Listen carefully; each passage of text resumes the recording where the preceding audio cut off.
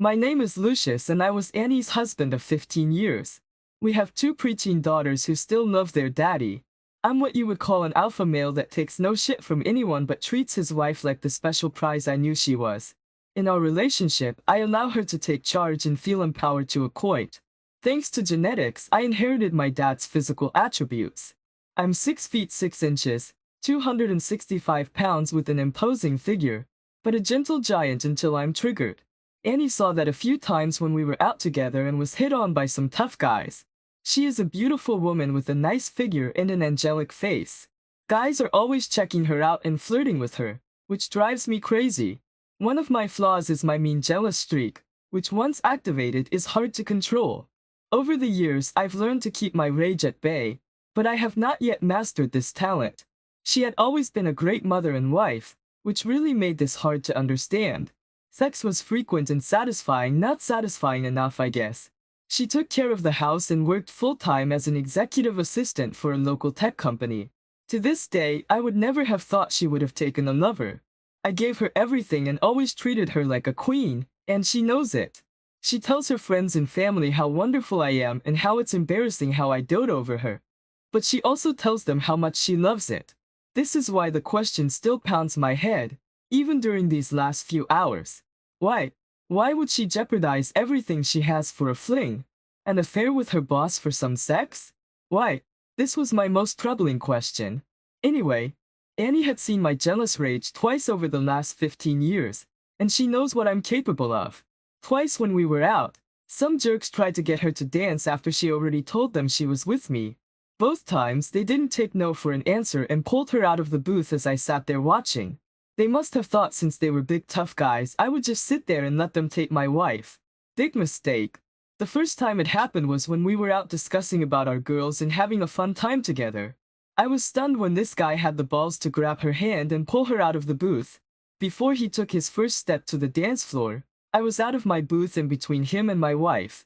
With a quick move, I dislocated his shoulder and pushed him into our booth where he squirmed in pain as Annie and I left the facilities. The other time it was similar, but that guy suffered a broken wrist and a concussion as we again left the bar. As I said, I don't take shit from anyone and my biggest problem is jealousy, which again begs the question for this affair since she knows me. Why would she do this? It still amazed me how she thought she could have gotten away with this. She knows me better than anyone. She knows how intuitive, strong-willed, and unforgiving I am. Hell, she'd seen how ruthless I can be. I never stopped loving her even after I had my suspicions. Several odd things were happening that had not occurred in our 15 years of marriage, and my spidey senses were activated. Her outfits and her new look had changed significantly when the new boss took over the office. Our sex life had suddenly changed for the better. She was now actually instigating sex, which she had never done before. More frequent text messages at night and late meetings after work were now common. Of course, she had perfect excuses for everything, but for some reason my jealous nature wasn't happy, so I hired a PI. I told the PI not to tell me anything until the file was complete. I didn't want things to change between us and prayed I was just a paranoid husband. After about a month of investigation, I was given a folder with the news I hoped would never come. I was heartbroken and filled with anger. After reviewing the video, audio, and photos, I informed my attorney to execute the divorce papers and have them ready for me as soon as possible. I planned a few days' trip to be with a friend so I could calm myself from the intense rage I was feeling. I just wanted to be away from her, so I told Annie I would be out of town for a few days for some work-related issues that required urgent attention. The PI had set me up with the software to add to Annie's phone to get copies of her text messages and emails. The application also had a feature to remotely record any audio and upload it to a private server. On one of the audio recordings, I heard her tell her boss that she was free Thursday night if he still wanted to get together. Of course, this idiot did and excitedly said he would make all the plans. My brilliant wife knew I would be out of town. On that Monday, I got a copy of the text her boss sent to her, which included the time he would pick her up, the restaurant where they had reservations, and to dress sexy for him. I spit with anger after reading this and how my future ex-wife was acting, and the balls on this guy to pick my wife from our home. I planned to show up on their Thursday night date while they thought I was out of town. I planned a nice surprise for the couple. I had everything arranged. One of my fixers would accompany me and present the folder when I was ready. I would be there early and plan to give the hostess a nice tip to seat them in a more private location. My plan was actually a simple one. Let the lovers settle in with their first drink, then appear suddenly. At that point, I would start my performance, which would end with a small threat and the surprise divorce papers. My anger and need for revenge were rising. Deep down, I knew Annie would not want a divorce because she really did love me and the children. I knew what I was about to do would crush her and change her life forever. But I didn't care, and I just wanted her to feel some of the pain she gave to me.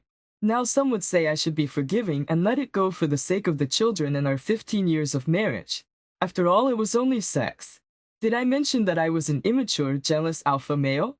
No fucking way was I going to allow some other man inside my wife and then keep her as my loving partner. As much as I loved her and how much it hurt, I knew I could never look or touch her the same way again. I had eyes and backup on the scene ready to alert me at the right time. So Thursday night, after getting the word that the loving couple was seated and served their drinks, I was ready to meet them face to face. I left my car and walked into the restaurant and smiled at the hostess, took a deep breath, and with my rage locked away, I proceeded with my plan. The loving couple was seated at their table and my heart hurt when I noticed my beautiful wife wearing a sexy cocktail dress with her perfect breasts on full display. This really pissed me off as she never dressed like that for me. Why would she do this to me? I couldn't understand this, it made no sense, and it was driving me crazy. Apparently, she wanted to be his eye candy tonight and look sexy for her boyfriend. And this put my rage on edge. I approached them from a side angle and made my way to the table without their knowledge because they were so romantically focused on each other. How sweet! It was only after I pulled a chair from the adjoining table that they noticed my movement. The look on Annie's face was priceless. She had a combined look of shock, fear, and guilt which I'd never seen before. Her date had no idea what was going on and didn't realize I was her husband. He just looked at me with an annoyed expression on his stupid face. And so it started. I interrupted with a big smile. "Hi Annie, are you two having a fun date night?" She asked what I was doing there, and that she thought I was out of town tonight, and that her boss Jeremy invited her to dinner to discuss some changes in the organization. She then immediately introduced me to her boss in a calm voice. Man, she was smooth. I had to admit she was cool and fast on her recovery. The drink I had ordered before I walked to the table arrived, and after ignoring Annie's lies, I proposed a toast. I ignored her question, and with a disarming smile I said, "Pick up your glasses and join me in a little toast. Here's to an interesting night and a new direction." After my toast, I smiled and turned to her boss and asked him if he knew why Annie and I have been able to stay happily married for 15 years.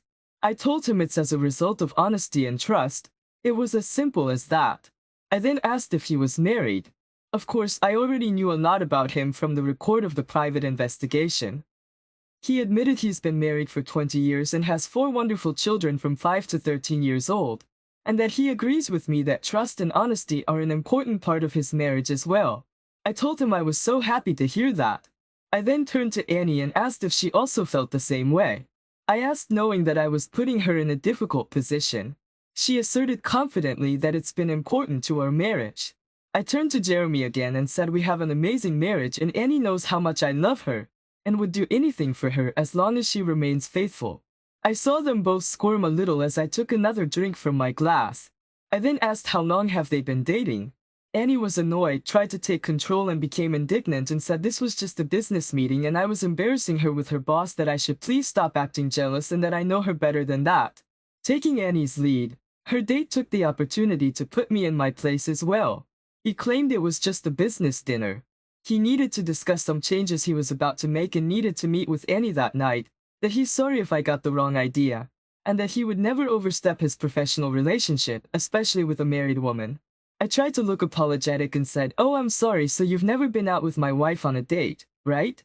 And this is just a business dinner, right?" He said, "That's right," and there was nothing going on between them. I looked at Annie and asked if it's true that it was just a business meeting, and that she has never been with him or on a date before.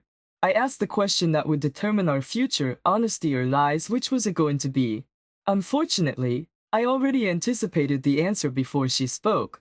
She responded by saying it was only business meetings and that she would never be with another man, especially her own boss, and that I should please stop acting childish.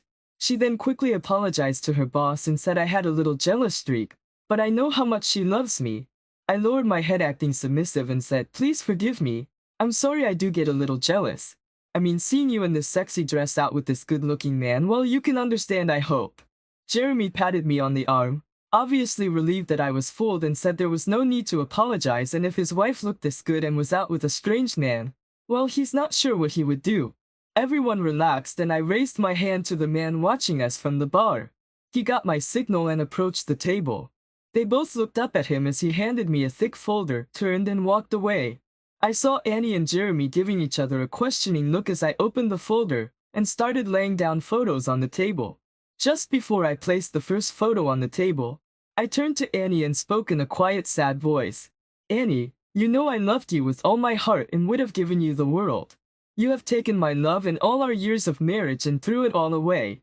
You have hurt me deeply and I'll never get over those videos and the things you said about me. I'll never be able to get them out of my mind for the rest of my life. Thank you for that. The first 8 to 10 photos I put down was of Annie and Jeremy going in and out of a hotel multiple times at odd hours and photos of them kissing each other like they were a loving couple. Annie gasped and put her hands up to her mouth. Jeremy was pissed and wanted to know where I got the photos, and I just told him to shut the heck up. After I laid out the photos, I took time to look at them and make comments on each one. I said things like, Annie, you both look so happy in this photo. Did you enjoy each other? She was now openly sobbing and begging me to stop. Other tables were looking our way as I tried to keep the volume down so as not to disturb the entire restaurant. She realized how bad this looked and only had one way out, apologies. She asked if we could just leave and that she will explain what happened and it's really not what it looks like. I looked at her with an amused expression and asked very slowly, it's not what it looks like. Are you going to continue to lie to me? Before you do, both of you should know that I have hours of video, audio, text messages, emails, and photos. Annie, I must say that after seeing this, I never realized you could be that slutty. Removing the documents, I said, now let me explain why I'm here and what's going to happen tonight. I then handed Annie the divorce papers and said, Annie, you and I are done. You and your boyfriend destroyed our marriage and my love for you. You have hurt me to a level I've never experienced and I will never be with you again. Now you're going to sign this tonight and my associate at the bar is a notary and will attest to your signature. If you don't sign tonight, I will expose all of the video and audio evidence to your parents, all of our friends, and your children will find out what kind of mother you are. I've treated you fairly in this divorce, but the girls will live with me. There is no way my daughters will live with a cheating slut like you. I turned to Jeremy and said, my friend, I suggest you convince your girlfriend here to sign this before I leave. Otherwise, I am going to deliver a copy of all the evidence to your wife and your executive team at work. And when I'm done, you will not have a job and I'll be sure to convince your wife to kick your ass out and ruin you financially for a very long time. Now, I don't want to do any of that, so just convince her to sign the divorce papers and then my future ex-wife is all yours. I want nothing to do with her ever again. The words slashed her heartstrings. The thought of losing her daughters was something she could not live with. Tears were flowing from her face and her boyfriend looked panicked. Annie begged me to stop and reconsider. She gave me the usual bullshit lines. It's not what it looks like. Let me explain. I'll make it up to you. It was just a mistake. Please forgive me. Blah blah blah. She ended with, I love you and I don't want this. Please give me another chance. Ignoring her pleas, I stood up and said, I'm going to the men's room and when I come back, I want the papers signed. If they are not signed, I promise that both of you will not be able to comprehend the amount of hell I will bring into your lives. I left Annie crying and her lover in a state of shock. I knew Jeremy would do whatever he could to get her to sign those papers to save his own ass. I was about to leave when I heard Jeremy convince Annie to sign the papers and later asked me to hold them for a week to give her a chance to talk. He knew that there was no way he could have his wife and his work see those videos and pictures, and would do whatever he could to prevent that. Few minutes later, I returned to the table. I asked if she had signed them yet, and with the saddest face, she said she'll do whatever I want including signing the papers, but will I please give her a week to talk to me before I do anything? I sat silent and looked into her eyes for a long moment and considered her request. I gave in and said, even though you deserve shit from me for what you've done and how you threw away our marriage for this asshole, I'll give you that. You can come home and you can have a week before I turn the paperwork into my attorney. You will stay in the guest bedroom. I don't want you near my bed during this time. Now sign them so I can get out of here." She signed the papers and I put them into the folder, then stood up to leave. Before I left, I took her hand into mine until she realized I was removing her wedding rings. I put them in my pocket and then removed the ring I had worn for 15 years. I held it up as she looked at it and carelessly flipped it into her glass of wine. The look on her face gave me only a small amount of satisfaction, but when she started crying again, it made me smile just a little because I knew she was starting to feel my pain. I turned to Jeremy and said, "Well, asshole, she's your date. Do what you want with her. I'm leaving. But remember this, you ducked my wife, ruined our marriage and jeopardized so many things including my children's love for their mother. Your ass is mine and I have your balls in my hand. Don't fuck with me, you're lucky I didn't follow through on my original plans for you. It's not over between us, you will be hearing from me soon. Got it?" Jeremy nodded quietly as I towered over him. It looks like I may have ruined their plans for the evening. I wonder if they still want to duck after I leave. As I started to leave, Annie grabbed my arm and begged to come home with me, that she just wants to be with me. I pulled my arms away as if touched by a hot iron and said, "Damn you. I don't want to be seen with you. You're his tonight. I'll see you after he's done ducking you tonight or tomorrow. Makes no difference to me anyway, you have 1 week." Okay, yes, I was a dick, but I really didn't care. I felt as if I cut my jealousy and anger in check. I was proud that I was able to suppress all the built-up rage. I did give her a week. I heard her come home about an hour later that evening, and she went directly to the guest bedroom. She realized there was no way I was going to speak calmly to her that night. We met the next morning in the kitchen when I came down for coffee. I was still in a revenge mood and I continued my dick persona and said, "Good morning. How's my slut wife today?" She cringed and looked down into her coffee and said exactly the words every cheating wife that gets caught and wants to save their marriage says, "Honey, we have to talk." I told her there was nothing to talk about and that I knew what she did. I knew how long she had been doing it. I knew all the things she said to him about me and our marriage. I saw how she dressed for him. I told her she lied, concealed, cheated and took me for a fool, and I can't believe she was that stupid, and that if I'm missing anything then we can talk, otherwise I have nothing to say. She responded by saying she was the fool, not me, that she didn't know why she let it happen, that I gave her everything she ever wanted, and that she loves me regardless of what I heard in those recordings. She said I have to know she never meant to hurt me and she never wanted me to find out. I said, "Exactly my problem, Annie. You never wanted me to find out. You wanted to keep it a secret and continue to lie and duck your lover behind my back. That's the real issue here, Annie. I can forgive infidelity, hell, we're all human and make mistakes, but this was a mistake. You wanted this and you wanted to keep it a secret and continue to lie, cheat and conceal your relationship. My trust is gone and I wonder if I really ever knew you. How many other men were there? How many times did you duck your lover and bring yourself back to my bed full of his sperm? I'm so disgusted I can barely speak." She started sobbing as she realized what I was feeling and understood what she had done. She had no comeback or excuses but admitted her wrongdoing. She said she was guilty and hated herself, and that there was never anyone else, and no matter what she said, she knows I won't be able to forgive her for what she did. But she doesn't want to get divorced and she'll do whatever I want to stay in this with me. Said she thinks she needs counseling, and maybe we could go together to find out what's wrong with her, and I shouldn't leave her. I was silent for a moment and said, "You can go to counseling. Figure out whatever you need and I'll support you. But I can't live with a woman that can throw me away so carelessly. Your actions and the things you said told me your true feelings, and I don't see any way I can live with someone that feels that way about me. I know there are other women out there that would be more than happy to be with me. You had your chance and you freely gave it away. Enjoy your week here with the girls. Try to explain why you're leaving. I will not disparage you, but you need to tell them you're leaving and why. In the divorce agreement I've given you full access to the want, but they will live with me. If you continue to slut around and be a bad example for the girls, I will make your visitations much more difficult. Look, I'll treat you better than you deserve, and help maintain your relationship with the girls. But I have 2 questions I would like answered. Listen to my questions and think about them before you answer.